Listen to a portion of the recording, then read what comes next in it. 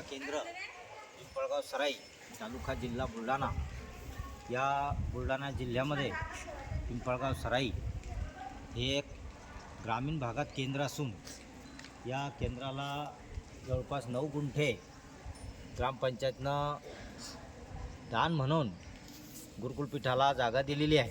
त्या जागेवर जवळपास 12 वर्षाच्या कालावधीमध्ये इथं स्वामींचं सुंदर असं एक केंद्र चालू झालेलं आहे।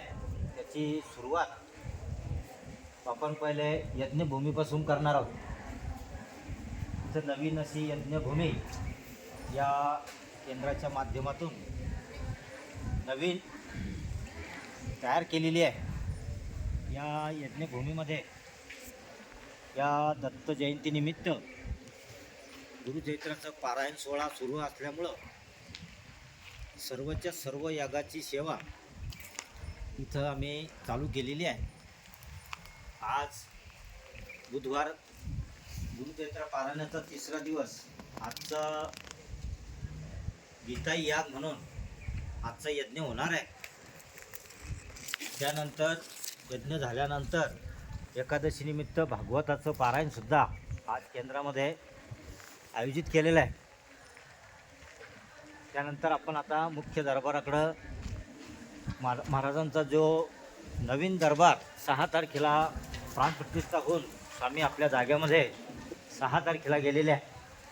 तिथं सुंदर अशी वास्तू निसर्गरम्य तयार झालेली आहे। लगेच आपण आता केंद्रामध्ये नवीन वास्तूमध्ये प्रवेश करणार आहोत। पारायण सेवा सुरू आहे। पारायण सुरू झालेलं आहे। इकडं आहे हा महाराजांचा नवीन दरबार भरलेला आहे। या दरबारामध्ये हे सर्व माऊली मोरेदादा दिंडोरी दरबाराच्या नियमानुसार सर्व मूर्ती प्राणप्रतिष्ठा झालेली आहे। इकडे सुद्धा स्वामींचा सर्व जे फोटो आवश्यक आहे ते सर्व फोटो इथे लागलेले आहे। त्यानंतर महाराजांच्या कृपा आशीर्वादानं लोकांच्या घामाच्या 1-1 रुपयातून या दरबाराचं काम झालेलं आहे। माऊलींच्या कृपा आशीर्वादानं सर्व जवळपास 5वा वेद मानलं गेलेलं हे जे गुरुचरित्र आहे, या गुरुचरित्रामध्ये एकूण जवळपास 97 सेवेकरी बसलेले आहे। या 97 पैकी 80 महिला सेवेकरी आहे आणि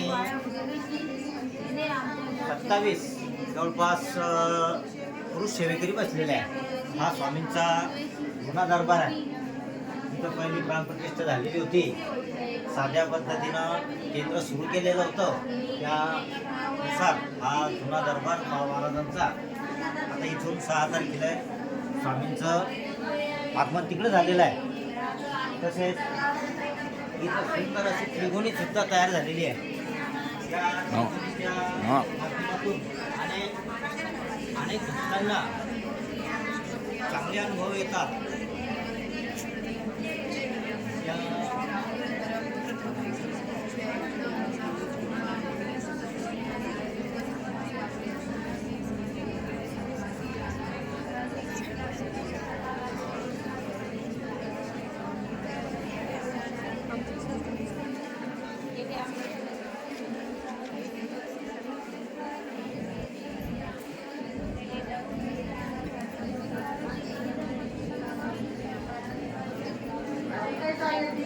आधी देवनारती केली दंपती संगमाचे भक्तीपूर्वक असे गुरुची पूजा गतिविधीची संतोषी श्री गुरुदयाची पुनर्विवरणे झाले।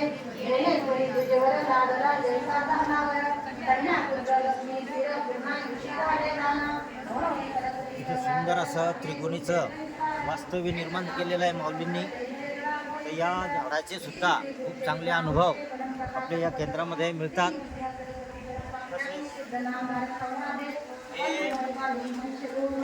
नवीन वडाचं झाड आहे। त्यांच्या खूप आशीर्वादानं याची हे एक वैशिष्ट्य या केंद्राचं आहे. पुन्हा दिसतो हा जवळपास 100 वडामध्ये असा वड आपल्या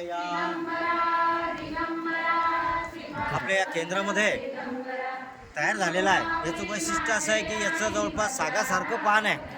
साध्या वडाचं आपलं छोटं पान असतं, आता त्याची नवती फुटलेली आहे, त्याच्यामुळे त्याचे पानं आपल्याला दिसणार नाही. परंतु याच्यामध्ये सुद्धा, या त्रिकोणीमध्ये सुद्धा स्वयंभू स्वामींचं मस्तक वगैरे सगळं नैसर्गिक तयार झालेलं आहे. ही जी मिठी आहे, ही मिठी सुद्धा मौनींची याच्यामध्ये दिसते. त्यानंतर इकडे भगवान शंकराचं अधिष्ठान सुद्धा मांडलेलं आहे. दरवर्षी श्रावण महिन्यामध्ये दर सोमवारी रुद्राभिषेक सुद्धा होतात. तिथं सुंदर असं बेलाचं झाड आहे, अखंड बेल. त्याच्यानंतर महादेवाची पिंड, याची बी स्थापना आम्ही जवळपास 4 ते 5 वर्षापूर्वी केलेली आहे. असं सुंदर असं निसर्गरम्य हे स्वामींचं केंद्र या आपल्या पिंपळगाव सराईमध्ये उभं राहिलेलं आहे. सर्वांनी दर्शनाचा लाभ घ्यायचा आहे. आणि येणाऱ्या 16 तारखेला, 15 तारखेला दत्त जयंती आहे. दत्त जयंती झाल्यानंतर महाप्रसादाचा जवळपास 2-3 हजार लोकांचा महाप्रसादाचा व्यवस्था केलेली आहे. आपण सर्वांनी याचा लाभ घ्या आणि एकदा पिंपळगाव सराई केंद्राला जरूर भेट द्या. श्री स्वामी समर्थ.